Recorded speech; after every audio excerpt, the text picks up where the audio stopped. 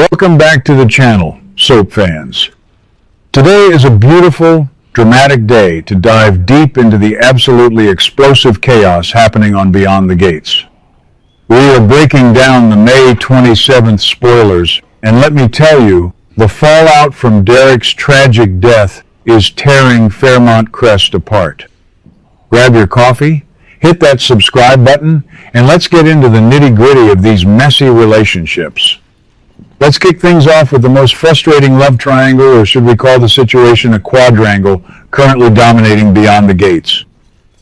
According to the official spoilers for Wednesday, May 27, Shanice is finally going to give Ted a definitive answer about the future of Shanice and Ted's relationship.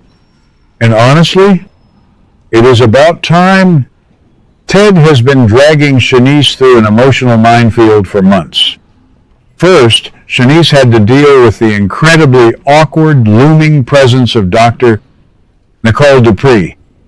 Nicole is Ted's very recent ex-wife, and anyone who has watched Beyond the Gates for the past 5 years knows that Ted and Nicole share a deep, complicated history.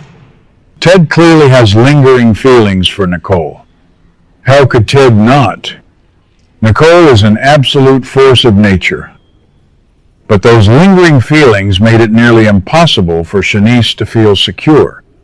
Would you feel secure if your new boyfriend was constantly orbiting the boyfriend's ex-wife?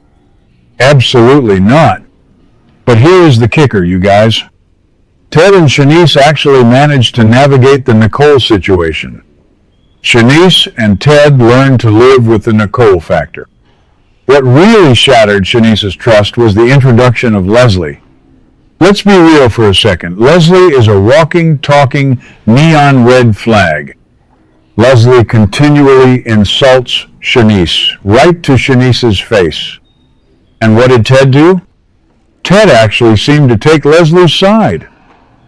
Ted rewarded Leslie despite Leslie's atrocious, toxic behavior. A lot of fans think Ted is just trying to keep the peace in Fairmont Crest, but I actually think Ted is showing Ted's true colors here. Ted is used to wealth, power, and getting exactly what Ted wants. Ted expects Shanice to just quietly accept the disrespect from Leslie. That is crazy. Shanice is a strong, independent woman, and seeing Shanice reach a breaking point with Ted and Leslie was incredibly satisfying television. Now, throw a massive, heart-shattering tragedy into the mix. Derek Baldwin is dead. Ben Gavin's exit from Beyond the Gates has left the entire fandom completely devastated. Derek was brutally killed by Ren during the Plasma Ring warehouse shootout, and Shanice is reeling from the loss of Shanice's dear friend. Grief changes people. Grief forces people to reevaluate every single choice in life. Ted desperately wants to be there for Shanice during this dark time. But guess what Ted did? Ted actually asked Nicole to talk to Shanice and help Shanice get through the grief.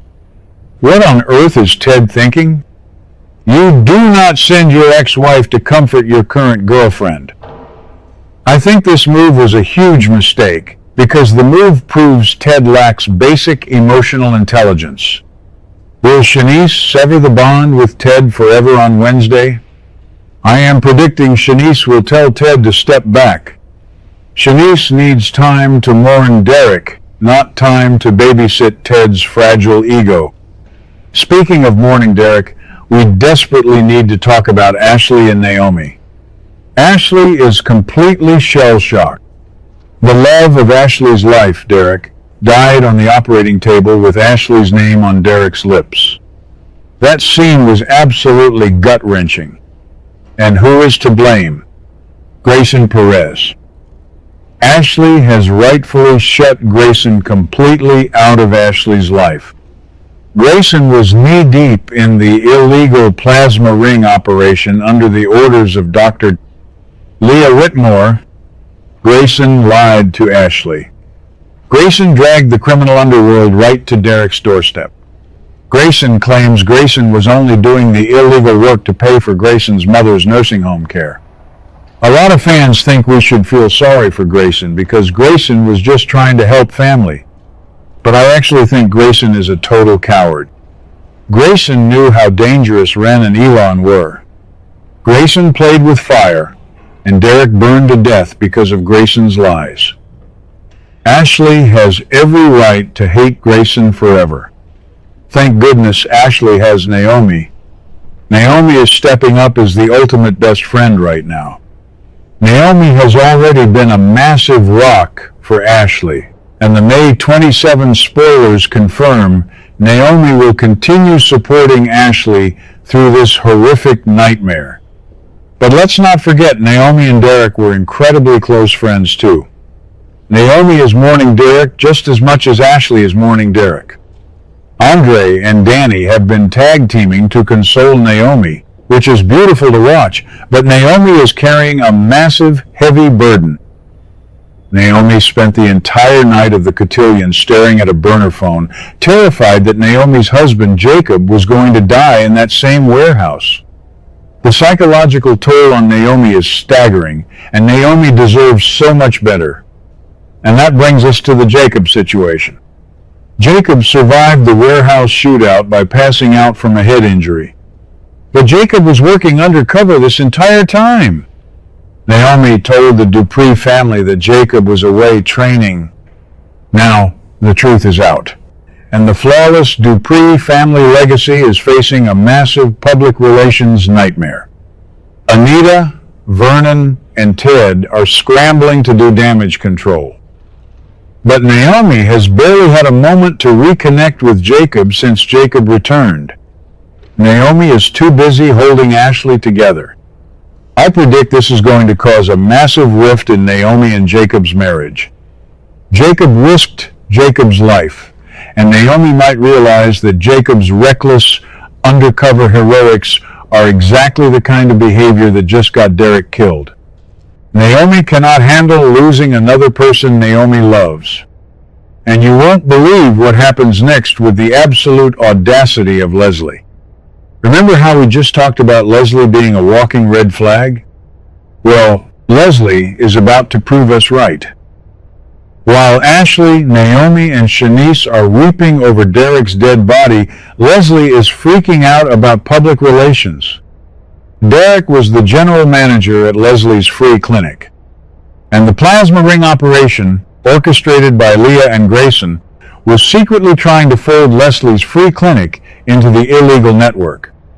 Now that the plasma ring has gone up in smoke and Ren is in police custody, Leslie is terrified the investigation will taint the free clinic's reputation. Leslie only ever thinks about Leslie's own success, never the human cost. So what does Leslie do? Leslie crashes Garland's official press conference. Amazing. The absolute nerve of this woman. Leslie does not care that Derek just lost Derek's life. Leslie only cares about Leslie's precious clinic and Leslie's own reputation in Fairmont Crest. Crashing a police press conference while Elon and Marcel are aggressively hunting down plasma ring leaks is a terrible idea. Marcel is already holding Leah captive and interrogating Leah. Elon is making terrifying demands of Joey Armstrong. The police are on high alert. Leslie crashing Garland's press conference is going to put a massive target on Leslie's back. I wouldn't be surprised if Elon decides Leslie is a loose end that needs to be tied up. Leslie is playing a very, very dangerous game. Let's pivot away from the criminal underworld for a second and talk about some mysterious medical drama. The spoilers for Wednesday reveal that Mona is going to give Jan a very important health update. Jan is Ashley's mother, and Jan has been desperately trying to hold Ashley together since Derek passed away. But what is this health update about? Is Mona sick? Is Jan sick? Some fan theories suggest that this health update might actually be connected to the plasma ring. Think about it. The plasma ring involved illegal blood and plasma harvesting. Could Jan or Mona have been unknowingly impacted by the clinic's shady medical practices? Or is this a brand new, classic soap opera mystery illness designed to give Jan a major emotional storyline right when Ashley needs Jan the most. We will have to wait and see, but I have a bad feeling about Mona's news. Finally, we need to talk about the younger generation of Fairmont Crest, because the drama at the Platinum Deb cotillion was absolutely legendary. Francesca got publicly humiliated when Nathan switched the cards and Samantha rightfully claimed the Platinum Deb tiara. But while all that high society chaos was happening, Tyrell and Jessica completely skipped out on the event. Tyrell missed seeing Tyrell's sister, Samantha, get crowned. Why? Because Tyrell and Jessica snuck away to Martin's beach house to make love for the very first time. It was a beautiful, tender moment that heavily contrasted with the horrific death happening across town. But now, Tyrell has to face the music with Tyrell's father, Martin. Jessica's parents, Joyce and Hal, were furious about the disappearance, adding even more pressure to the situation. The inevitable father-son talk is happening on Wednesday. Martin has to set a few things straight with Tyrell. Martin is furious that Tyrell vanished without telling anyone, especially since Martin and Vanessa were panicking. But the conversation is going to go much deeper than just breaking curfew. In the weekly video preview, Martin tells Tyrell that Tyrell can talk to Martin about absolutely anything. Tyrell bravely responds, "Even sex? Can you believe it?" A healthy, open conversation about intimacy between a father and son on a soap opera. That is rare. Usually, parents on Beyond the Gates are too busy hiding bodies to talk to the children. I actually love how Martin is handling this. Compare Martin's parenting to Vanessa's parenting. Vanessa is currently busy defending Vanessa's mob-tied boyfriend, Joey Armstrong, from the relentless interrogations of Donnell and Deanna. Vanessa is completely oblivious to the fact that Doug McBride is actually alive and returning from the dead.